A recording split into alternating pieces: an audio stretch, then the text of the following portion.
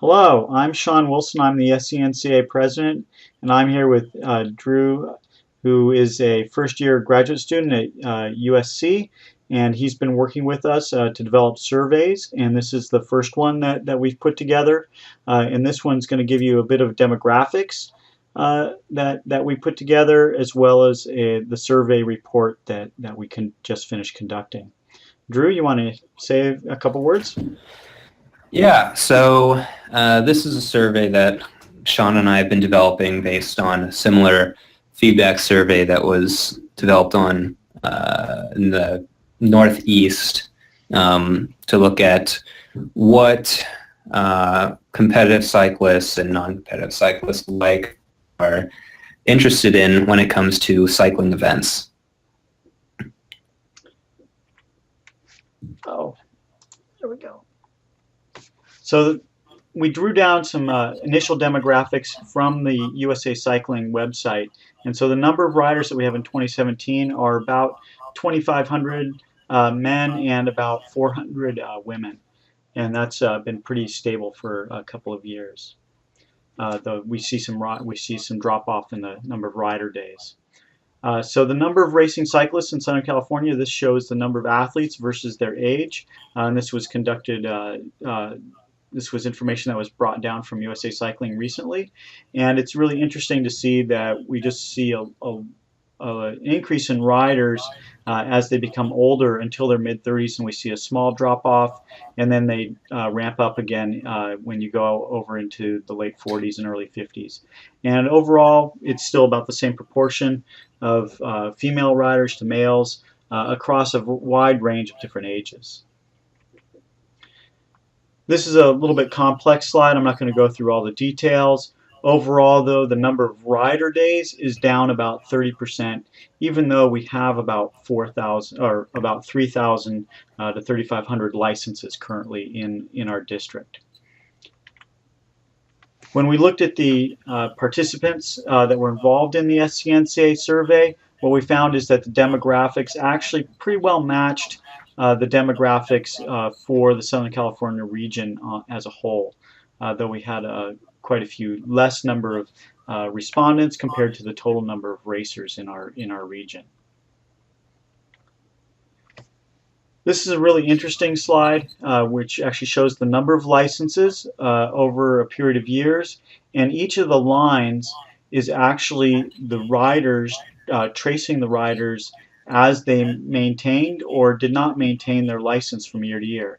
So if we just look at the first year, 2001, over on the left-hand side, what you see is that in the first year we brought in about 450 riders, and by the third year there were only about 50 to 100 riders left. And so this seems to be true across all the different years where we seem to only retain about 10% of the athletes after the first few years of racing. So that's a real issue in our region that we're not able to retain riders, even though we can recruit quite a few every year to take out a new license. So this goes into the survey results themselves, and Drew, you want to kick us off? Yeah, sure.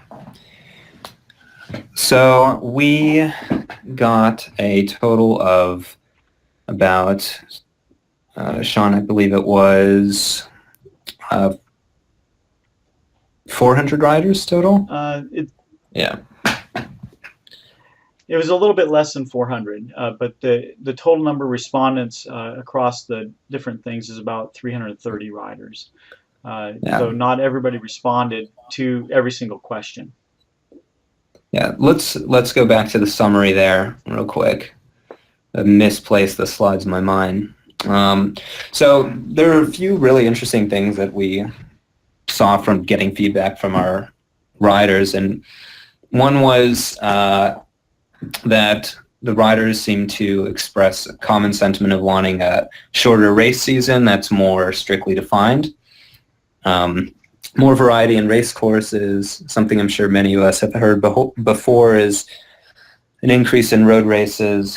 If you were around this year, you noticed that there weren't as many road races that there had been previously. And then another interesting note was making races more events more tailored to a family outing with greater vendor participation, food trucks. As far as what riders found to be important in the races they selected, surprisingly, prize lists were not critical, and the SoCal Cup was also not critical. So now we can go back to the demographics of our respondents. So this is pretty representative of our rider makeup. The majority were road riders that took our survey. Surprisingly, we only had a few collegiate or NICA respondents, and 83% of the respondents currently have a racing license. Interestingly, in our region, most of the road riders that took this survey were fairly advanced, so the majority of them were Cat 3 riders, whereas you see pretty much a similar number between beginner racers and more elite 1-2 racers participating. However, despite this majority more experienced rider response, we had a fairly even distribution of racers who raced either very little during the past year or a lot. Sean, did you want to talk about PRP clinics? Sure. One of the major thrusts that we have here in Southern California, and in Northern California they do this as well, is that we have quite a few clinics and beginning racer program events, and they were actually fairly well attended. We don't drill into the exact demographics here in terms of what categories, but based on when I looked over the data, it looked like we not only had Category 5s attending these events, but we also had upper category riders attending the clinics and BRP sessions, and some of them were attending as mentors, and so they were actively helping new riders learn the sport.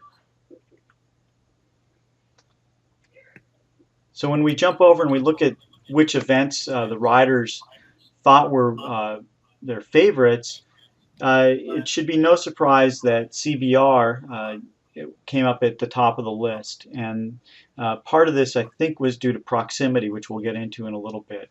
But other larger races also came up to the top of the heap here: Manhattan Beach, San Dimas, and Dana Point.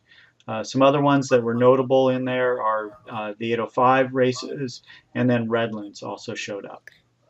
And I think, Sean, if there's something I wanted to add on this, what I think is really interesting is that the majority of these events are events that are really tailored to be family events that include some of the things that we talked about in the summary already.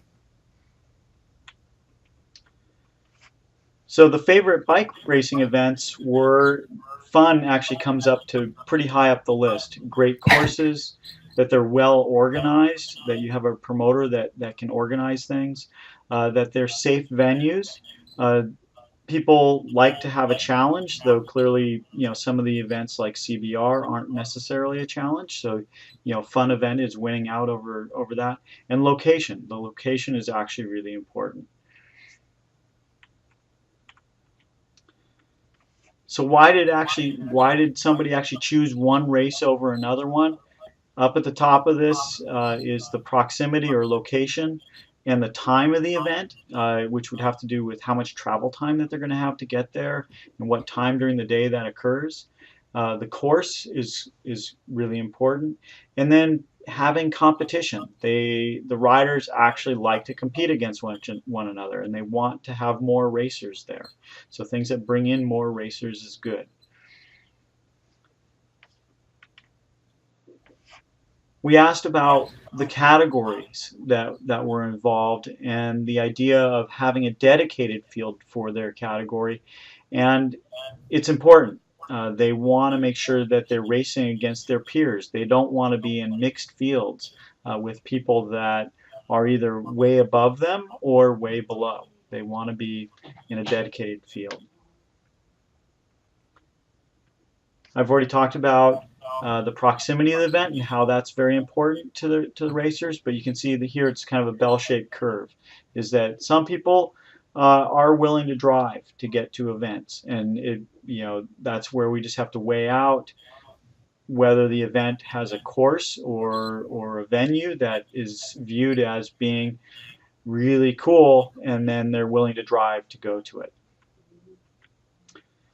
The race distance, so this is how long is a person's race. It's very important. If the races are too short, they don't want to go. They want to make sure that they're racing distances that are reflective of their category and of their ability levels. They don't want to be racing things that are too short. That was the main comment, was that a lot of the races are too short. This goes into what Drew was talking about, how the prize list not being very critical. Clearly, some people like to have the prizes, but overall, it's not viewed as being the most important thing. It's much more important to have a good course that's close by.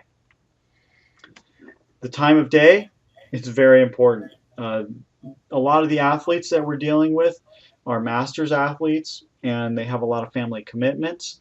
Or their parents, and they have a lot of other commitments, and they want to have time to be able to go do other things during the course of the day. They don't want to be trapped or feel like they're trapped at a venue.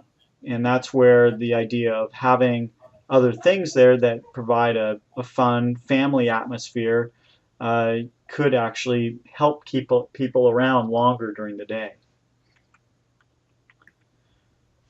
Interestingly, the SoCal Cup was not viewed as being very important. There's been a lot of discussion about the SoCal Cup, and I'm sure that we'll have more discussion in the future.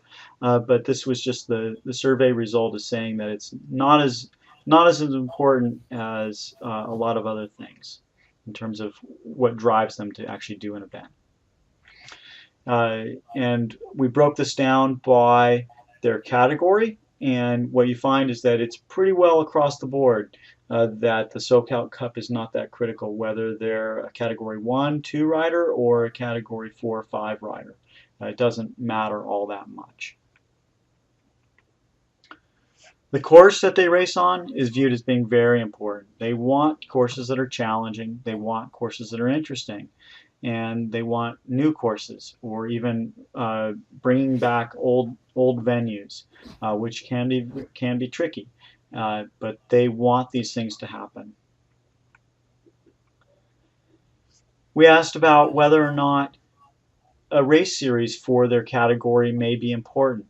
And the idea here was that we want to know whether if a certain race, take CBR, has a race series for the Category 3 riders, whether that's going to help attract the riders back to that race over and over again.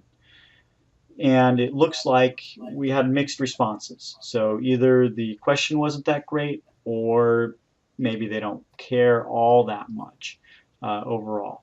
And so this is something that we should revisit in the future and discuss more thoroughly. When we asked some specific questions about what they wanted at the events, road race events came far and away above everything else. Having food vendors, having defined race seasons were viewed as being very important.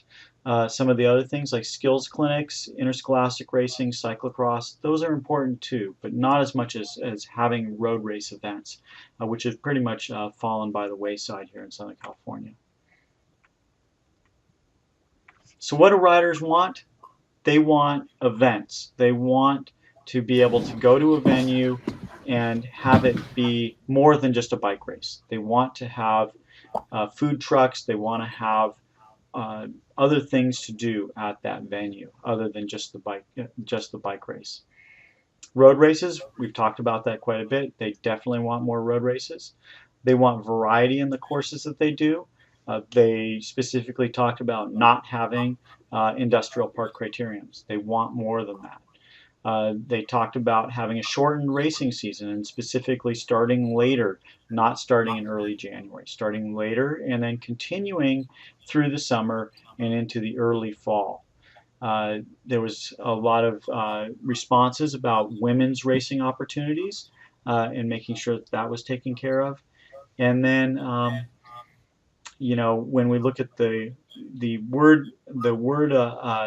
wordle here, is that there's other things in there about the field sizes, and then not just having criteriums, and making sure that there's that the time of day is taken into consideration for the racers.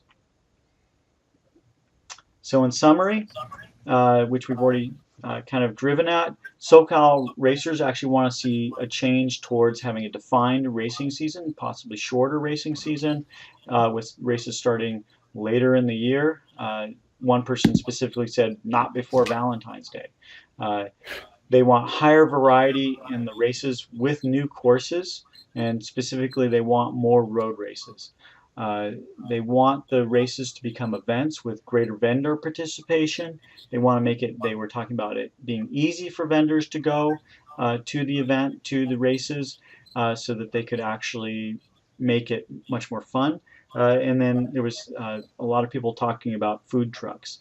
And then the real surprises that came out were that prize lists aren't as critical as we might have thought, and the SoCal Cup is also not maybe as critical as we've thought in the past. Anything else to add, Drew? No, I think you covered it. I did want to say thank you to all of our wonderful respondents. This is really an ongoing project for us, and Sean and I are just beginning to understand how can we best deliver what the racers want and make cycling in Southern California as enjoyable for either families or the actual participants themselves. So thank you so much. Thank you, and good night.